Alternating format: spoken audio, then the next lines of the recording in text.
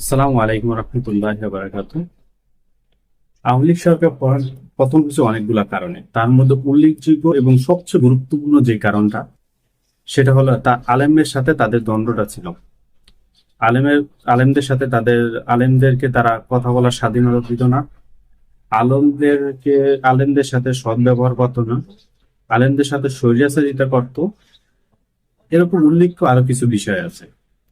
তো আলেমদেরকে তারা মনে করতো সংখ্যাগরিষ্ঠ, অর্থাৎ কিছু আলেম বাংলাদেশের হয়তো 15-20% আলেম তত তারা সংখ্যাগরিষ্ঠ মনে করতো সেটাকে। তো আলেম হলো গিয়া, আপনি একটা জিনিস খেয়াল করেন, ধরেন মিজানুর রহমান আজাদ একটি ব্যক্তিত্ব, আমির হামজা একটা ব্যক্তিত্ব, কামরুল ইসলাম সাইদ আনসারি একটা ব্যক্তিত্ব, কিন্তু তাদেরকে ভালোবাসে বিএনপি, আওয়ামী লীগ, জামাত, জাতীয় পার্টি, হিন্দু, প্রায় সব ধর্মই। কিছু লোক বাকি আছে, কিছু লোক থাকবেই যারা বিরোধিতা করবে। কিন্তু আপনি যাদেরকে সংখ্যাগরিষ্ঠ ধরছেন, সেই লোকগুলো আপনার দলেরই তো কিছু লোক সাপোর্ট করে, তাদেরকে সংখ্যাগরিষ্ঠ ধরছেন কেন? তো আমার আজকে প্রশ্ন ওটা না, আমি একটা ভিডিও আগে দেখাই, তারপর আজকে কথা বলি ভিডিও সম্পর্কে।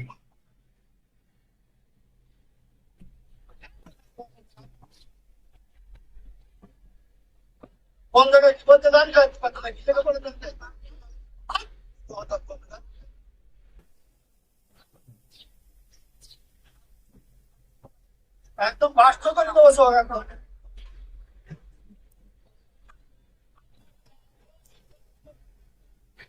তো এই যে আলোচনা করতে আছে এই লোকটাকে অবশ্যই আপনি চেনেন, কবির বিস্তামার, আপনি চিনতে পারেন।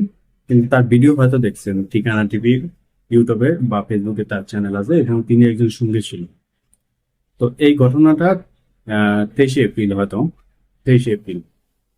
তো আগে পরে আমরা দেখতাম যে মাহফিল করলে আওয়ামী লীগের কিছু লোক, শখ না ভাই, কিছু লোক মাহফিল বন্ধ করে দিত। এবং আমি জানি না, এই স্বৈরাচার, আমরা বলি যে স্বৈরাচার মুক্ত হয়েছে বাংলাদেশ, এত মানুষের রক্তের বিনিময়, এত মানুষ এখনো আহত, হাসপাতালে বেডে শুয়ে আছে।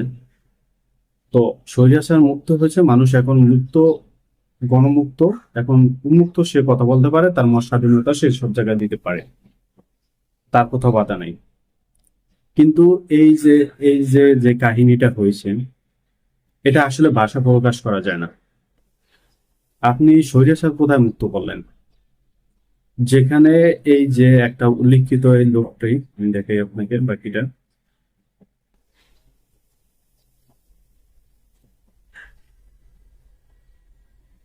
এই যে লোকটি, এই লোকটি হলো আহ আলহাজ মোহাম্মদ আব্দুর রউফ, চেয়ারম্যান 7 নং আলীপুর ইউনিয়ন পরিষদ, সাতক্ষীরা সদর, সাতক্ষীরা। তিনি একজন বিএনপি পন্থী চেয়ারম্যান ছিলেন, বিএনপি পন্থী। তো সে এই কথা বলার পর বিএনপি যারা আছে সাতক্ষীরা জেলা একটা বিবৃতি দিয়েছে। সে চেয়ারম্যানিতে দাঁড়ানোর পর বিএনপি থেকে তাকে বহিষ্কার করা হয়েছে, এরকম কিছু উল্লেখ করছে বিএনপি, যে প্রতিবেদন দিয়েছে সেটা। তো আমার কথা হলো ভাই, সে আর 9-10 মাস আগে তার তো এই সাহসটা ছিল না যে কোনো আলেমকে তুই তামারি ইঙ্গিত করে কোনো কথা বলা। তাহলে এখন সাহস পাইলো কোথায়? এখন বিএনপি বিবৃতি দিচ্ছে, তাদের লোক না, হয়তো তারা বহিষ্কার করছে। তাদের ইঙ্গিতই তো সে সাহসটা পেয়েছে যে এখন আওয়ামী লীগ পন্থী কেউ নেই, টোটাল মাঠ আমার দখল করে দিছে। একটা কি জানেন ভাই, সমুদ্রের অনেক শক্তি, সে সবকিছুকে পরাজয় করতে হয়। সমুদ্রে বড় বড় জাহাজ ডুবে দেয়, টাইটানিকের মতো জাহাজ ডুবে দিছে, বড় বড় লঞ্চ ডুবে দেয়, মাছ ধরা নৌকাকে ডুবে দেয়। কিন্তু একটা মজার ব্যাপার কি জানেন, এত ক্ষমতা থাকা সত্ত্বেও সে এক ফোঁটা তোলকে কখনো ডুবে দিতে পারে না। অর্থাৎ শক্তিশালী যেই হোক না কেন, ছোট কিছুর সাথে ধাক্কা লেগে তার শক্তিকে একদম গুঁড়া করে দেয়। আপনি দেখেন না, নর্মদের সাধারণ একটা মশায় মারছে, এত স্বৈরার শাসক ছিল। আপনি মক্কা ধ্বংস করতে গেছে, সেই বাদশাকে আবাবিল পাখি, ছোট্ট একটু পাখি, সেটা ধ্বংস করছে। আপনি আওয়ামী লীগ সরকারই তো দেখেন, সাধারণত অন্য জায়গায় যাওয়া লাগে নাই। আওয়ামী লীগ এত কিছু, বিএনপি এত আন্দোলন করছে, জামাত এত আন্দোলন করছে, 2018 সালে যে কোটা আন্দোলন হয়েছে, এটাই কোনো কিছু হয়নি। এত বড় বড় বাংলাদেশ আন্দোলন হয়েছে, এত লোক মারা গেছে, কিন্তু সাধারণ একটা কোঠার জন্য সে কি, তার ক্ষমতা শেষ। অবশ্য সে যদি চাইতো যে প্রথমে সেটা মীমাংসা করে, হয়তো 30% কোঠা রেখে বাকি 70% তাদেরকে দিয়ে দিত, ওখানে মীমাংসা হয়ে যেত। কিন্তু কি ভাই, দুঃখের ব্যাপার হইলো গিয়া ছোট্ট কিছুর জন্য তার পরাজয়।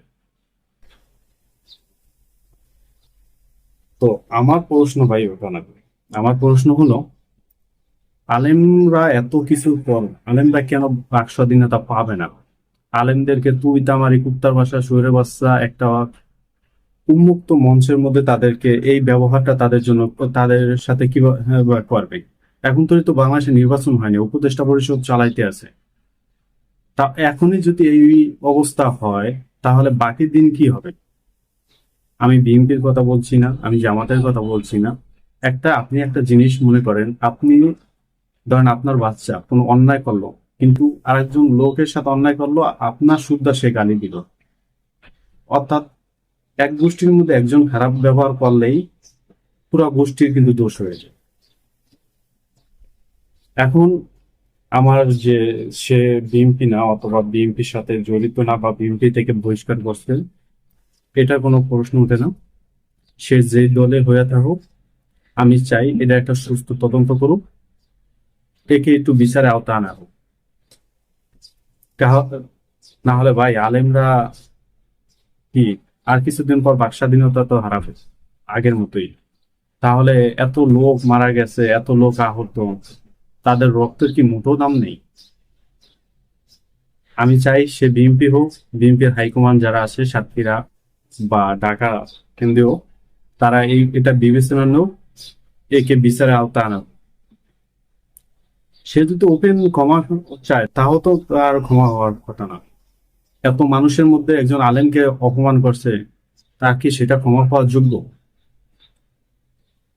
তাহলে আমরা কি স্বৈরাচার, আমরা স্বৈরাচার আন্দোলন করছি, স্বৈরাচার পলাইছে? স্বৈরাচার তো এখনো বাংলাদেশে আছে। তো সকল আলেমদের ঐক্যবদ্ধ হওয়া একান্ত জরুরি জরুরি, নিজেদের জন্য, দেশকে পরিচালনা করার জন্য, দেশকে ভালো রাখার জন্য, দেশকে সুস্থ রাখার জন্য, দেশের সঠিক সিদ্ধান্ত দেওয়ার জন্য। আমরা কে আহলে হাদিস, কে আহলে সুন্নাহ, কে কে জামাত, কে চরমোনাই, কে হাসিনা, কে কোন দল, এটা দেখার আমাদের এখন আর সময় নেই।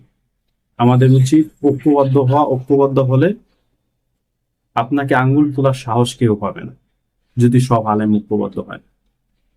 আজকে কবির বিন সামাদ, সে অপমান হয়েছে, সামনে তো আপনি হতে পারেন। তো আজকের ভিডিও এই পর্যন্ত।